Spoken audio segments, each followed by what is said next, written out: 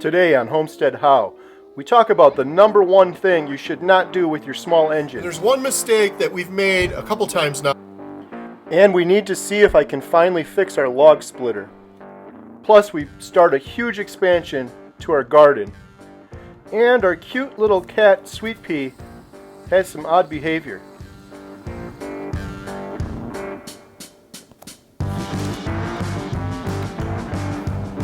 What are you doing? Sweet Pea? What are you doing? And Jen unveils a really cool sign she worked on for several days. It's a wooden sign painted using her Cricut machine. So enough of the intro, let's get started. Yeah, make sure you go like this. Hi guys, it's Carrie from Wow!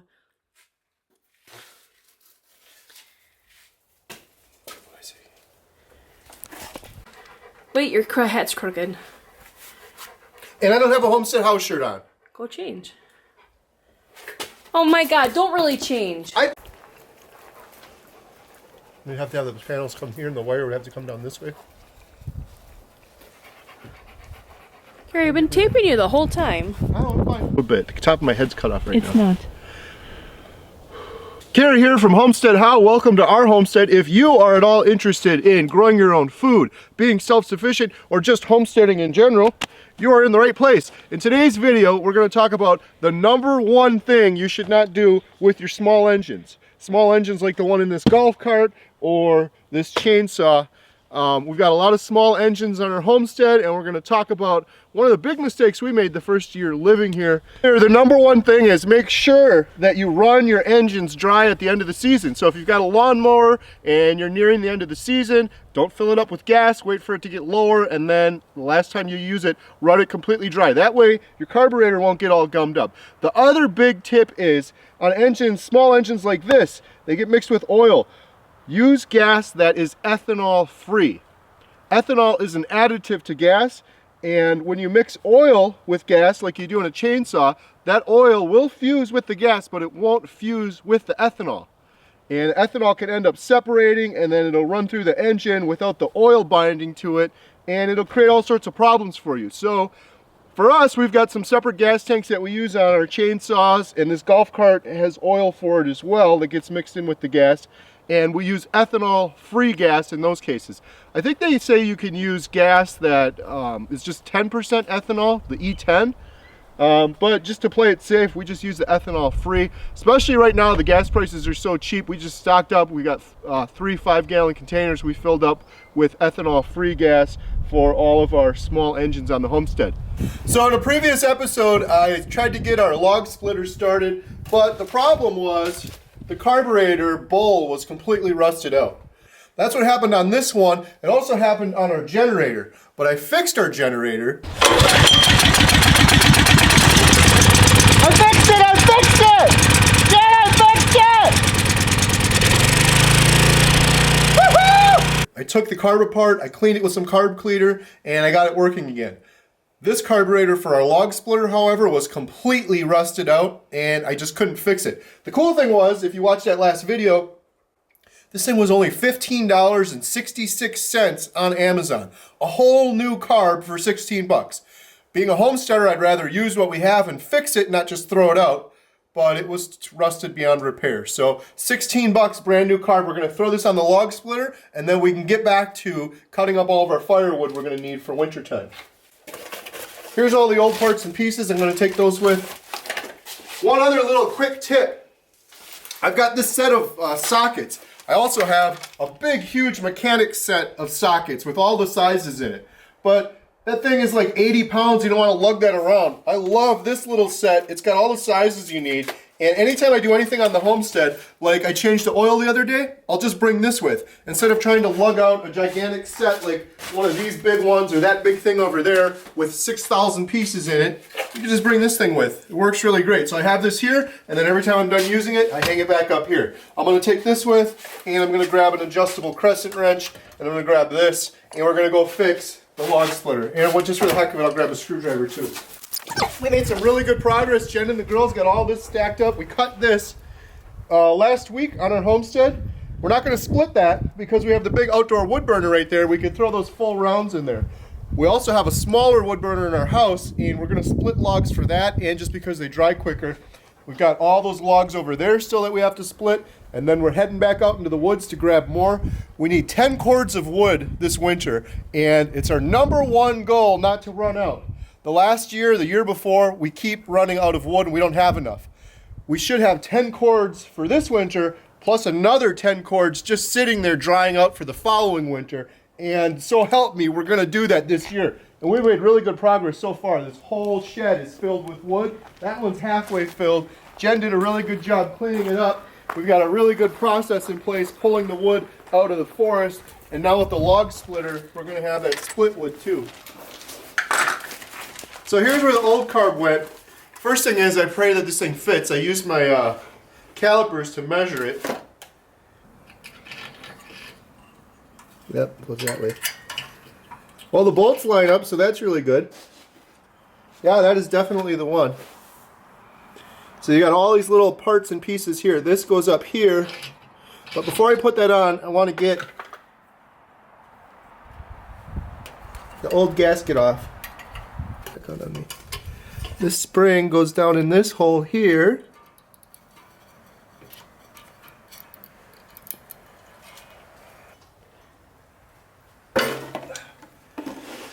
That's the problem. The gas line's different size. So, a couple things. Right here you have your fuel shut off from the gas tank. That's off right now. This is the carb, obviously. This is the bowl, and there's a little bolt down here that you can loosen. So if you ever, if you're having trouble and you think it's with the carb, you can pull this bolt off here. Come down here and show them, Jen. You can pull this bolt off here, and then this whole bowl will come off, and you can see the plastic float that's underneath there. And then you can clean that all out with some carb cleaner if you need to. One issue I'm seeing with this thing is this fuel line is smaller than this one. So I'm not sure if this is going to work or not. However, this fuel line fits in here almost perfectly. So I'm going to try to kind of rig this up. Not ideal, but I'm going to see if I can get this working with what we have. Otherwise, I may have to order a different part. On it, this is the line that came with it. It fits almost perfectly in there. I'm going to put this on, and I'm going to put a piece of shrink tube over it just to seal it on there really good. I bought this kit on Amazon. It was really cheap. Some shrink tube in it. And I've got these size pieces here.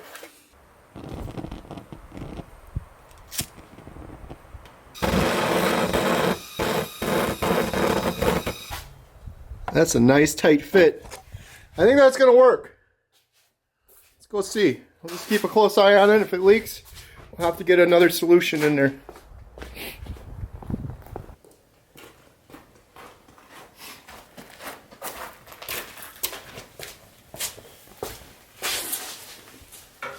See that?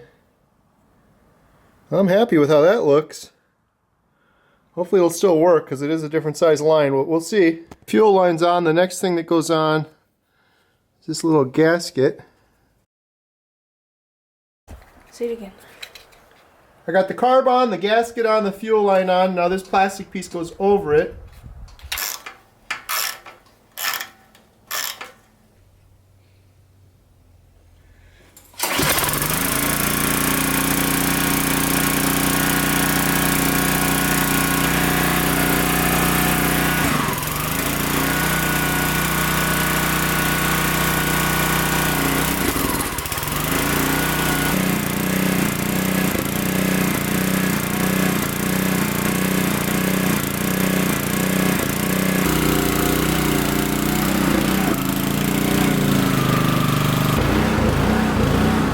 Started up pretty good. I'm going to let it run for a little while.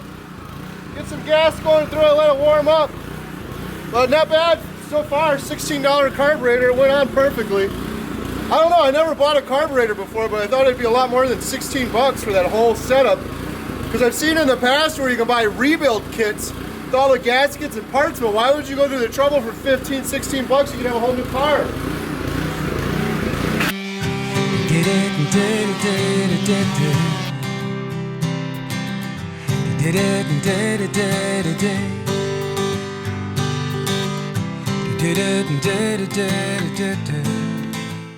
So this is the exciting part.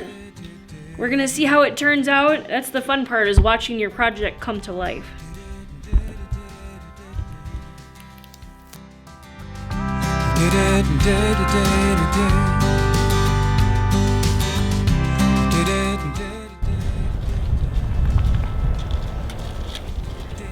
So how you like it? How did it turn out? I think it turned out great. I wish you guys would give it a big thumbs up and subscribe and share with your friends. Stop it! This butterfly turned out really well. I like how the black comes out in with it. And I did just the bottom two, I did some glitter, and I think that turned out really well, and it sparkles nice in the sun. So I can't wait to finish the back of it. I'm gonna hang it up and I'll show you guys what it looks like. Jen's made some excellent progress on our seedlings in our greenhouse. Unfortunately, we have a couple freezing nights coming up, so that's a little scary. Luckily, we don't have anything planted in the ground yet. And here's our little sweet pea kitten acting kind of funny. I think she needs to be reset. What are you doing? Sweet pea? What are you doing? A little break for her. So what are we doing? Letting our cat out first, inside for a little bit. But it's too bright for her. Aww, you're such a sweetheart. Beep beep. Yep, do your circles. Oh, she better not want to stay outside forever.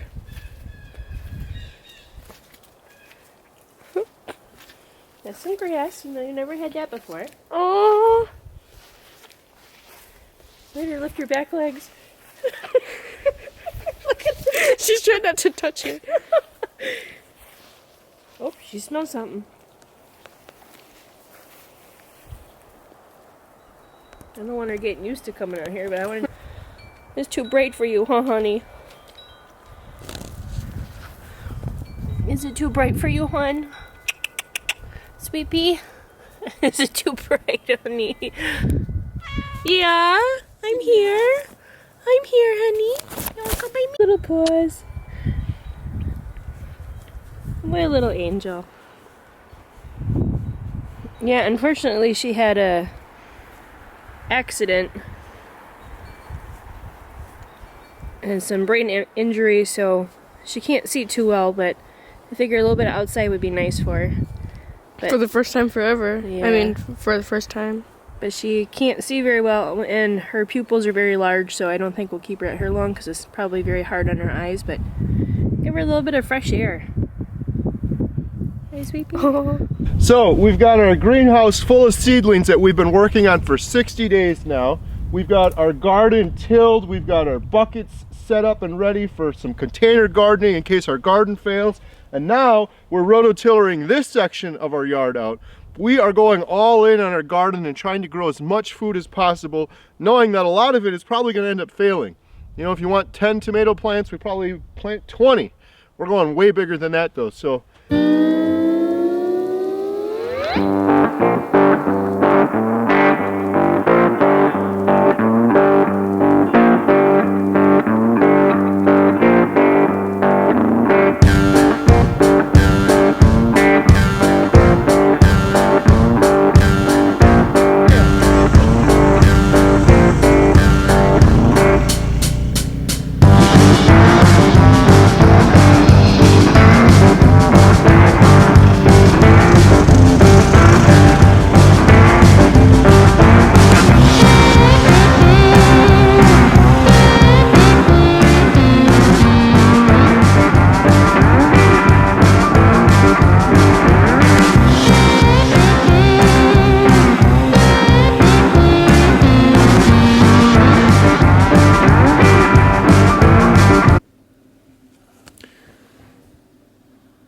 who's that nice looking gentleman?